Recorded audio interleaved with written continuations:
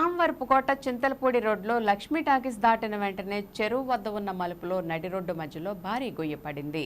అత్యంత ప్రమాదకరంగా ఉన్న ఈ గొయ్యి వద్ద సహాయ ఫౌండేషన్ ట్రస్ట్ సభ్యులు కళ్లచెరువు హైస్కూల్ డ్రాయింగ్ మాస్టర్ బాలు చీకటిలో సైతం వర్షాన్ని లెక్క చేయకుండా ప్రమాద సూచికను ఏర్పాటు చేయడం జరిగింది.